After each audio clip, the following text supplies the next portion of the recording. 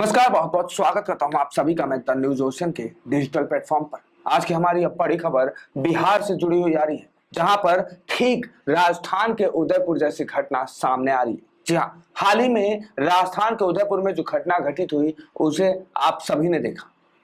इस घटना के बाद पूरे देश में सांप्रदायिक सौहार्द बिगड़ने लगा था और इस घटना पे जांच में जब पुलिस जुटी तो पुलिस के पैरों के नीचे से जमीन खिसक गई। अभी इस घटना का सही से जांच पूरा भी नहीं हुआ था कि बिहार में एक और ऐसी ही घटना सामने आई। देश में हो रहे सांप्रदायिक दंगों की आग इतनी तेजी से फैल रही है कि यहां कहा सुनी के बाद सीधा सिर धड़ से अलग कर दिया जा रहा है।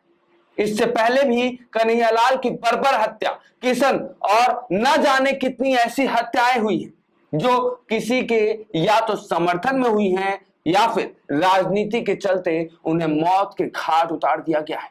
नुपुर शर्मा के पैगंबर को लेकर किए गए विवादित बयान से पूरे देश में हिंसा की आग धधक रही है। हर रोज किसी न किसी को धमकियां मिल रही हैं या फिर सीधे मौत के घाट उतार दिया जा रहा है।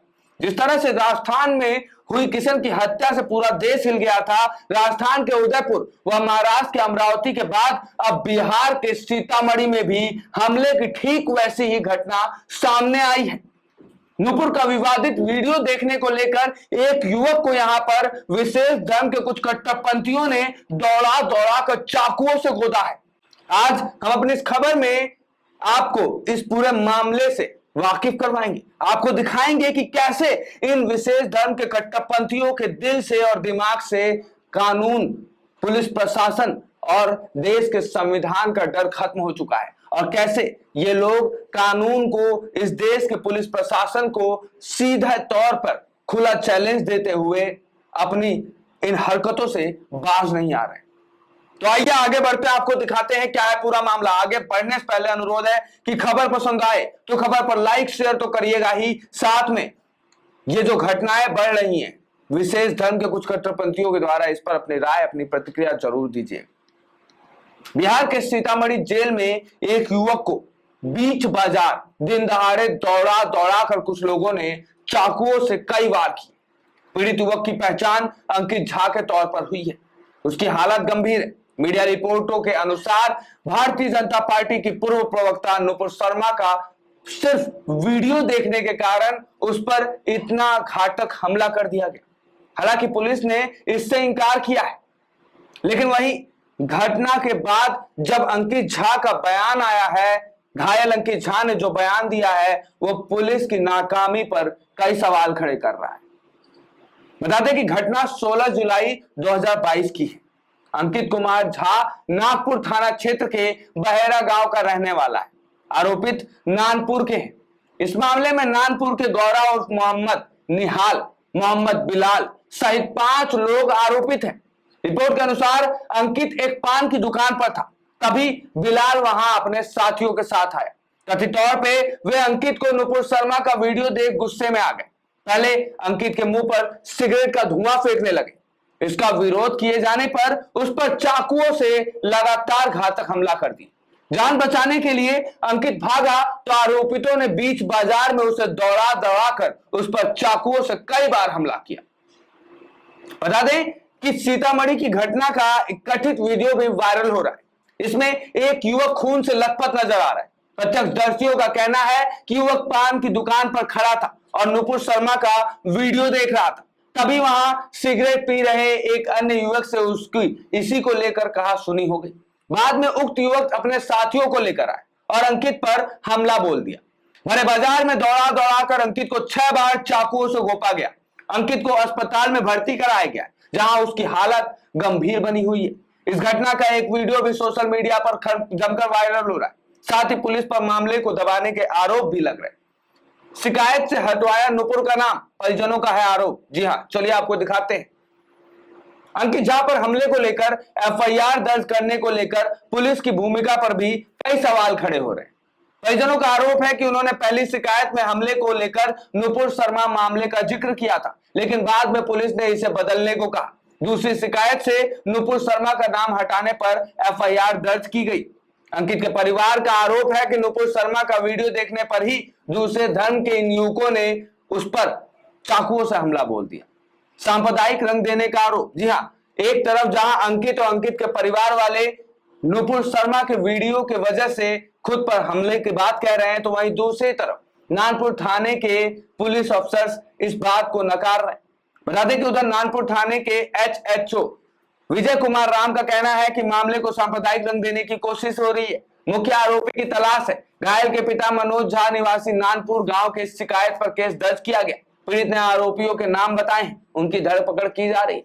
आपने पुलिस का बयान सुना, आपने अंकित के परिवार वालों का बयान सुना, अब जरा आप अंकित का भी बयान सुन लीजिए। देखिए कैसे अंकित के इस बयान ने हड़कंप मचा दिया और बिहार पुलिस की पोल खोल के रख दी। शुक्रवार की शाम में हुई घटना के बाद पुलिस ने इसे चाकूबाजी की सामान्य घटना करार दिया था। नानपुर इलाके के डीएसपी विनोद कुमार ने चाकूबाजी की पुष्टि तो की, लेकिन इस मामले के नुपुर शर्मा से जुड़े होने की बात को अफवाह करार दे दिया। लेकिन अब जख्मी युवक ने अस्पताल में मीडिया को जो बयान दिया है, उससे विवाद खासा गहरा गया है। हमले के वक्त अंकित देख रहा था नुपुर शर्मा का स्टेटस। युवक के बयान के अनुसार वह गांव से दूर नानपुर में एक पान की दुकान पर खड़ा होकर मोबाइल फोन में नुपुर शर्मा का स्टेटस देख रहा था। पास में 3 युवक सिगरेट पी रहे थे। उन्होंने टोकते हुए पूछा कि क्या तुम नुपुर शर्मा के समर्थक हो? अंकित का कहना है कि उनका इससे क्या लेना देना, तो उन लोगों ने सिगरेट का धुआं मुंह पर फेंकते हुए मारपीट शुरू कर दी। इतने में उन लोगों ने चाकू निकालकर दनादन 6 चाकू मारे। युवक के अनुसार बाद में वह जमीन पर गिर पड़ा। घटना के बाद एक दुकानदार भी गिरफ्तार हुआ है। जी हाँ, घटना के बाद पुलिस पहुंची, लेकिन उसने उस दुकानदार को गिरफ्तार किया जहां पर यह घटना हुई थी। उस दुकानदार के यहां से गांजा, भांग वगैरह बरामद हुआ। डीएसपी का कहना है कि एक शख्स को गिरफ्तार कर न्यायिक हिरासत में भेजा गया है। गौरतलब है कि इससे पहले बिहार के आरा से भी ठीक इसी तरह की एक घटना सामने आई थी। आरा के रामगढ़िया मोहल्ले में चाय की दुकान पर नुपुर शर्मा के समर्थन में एक पोस्ट को लेकर 2 युवकों के बीच बहस अचानक मारपीट में तब्दील हो गई थी। दरअसल पीड़ित दीपक ने नुपुर शर्मा के समर्थन में पोस्ट शेयर किया था। इस पर रईस ने विवादित टिप्पणी की थी। 5 जुलाई 2022 की शाम थी जब रईस और दीपक के बीच चाय की दुकान पर इसको लेकर विवाद हो गया। फिर रईस ने अपने साथ करीब 20 से 30 लोगों को ले आया और उन सभी ने दीपक की पिटाई शुरू कर दी। चाय की दुकान में तोड़फोड़ करते हुए दुकानदार सोनू के साथ भी मारपीट की। राजस्थान के उदयपुर में कन्हैया लाल और महाराष्ट्र के अमरावती में उमेश कोले की हत्या भी नुपुर शर्मा के समर्थन में पोस्ट के कारण ही हो गई थी।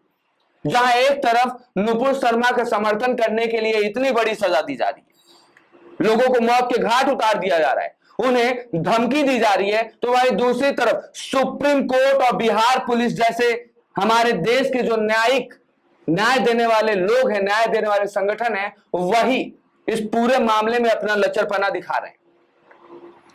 बिहार पुलिस का बयान तो आपने सुना है, कैसे बिहार पुलिस इस पूरे मामले को चाकूबाजी का रंग देने में लगी हुई है। और उसके बाद उससे पहले सुप्रीम कोर्ट का आपने बयान सुना ही होगा, जिसमें वो इन सभी घटनाओं के लिए सीधे नुपुर शर्मा को दोषी ठहराते हैं।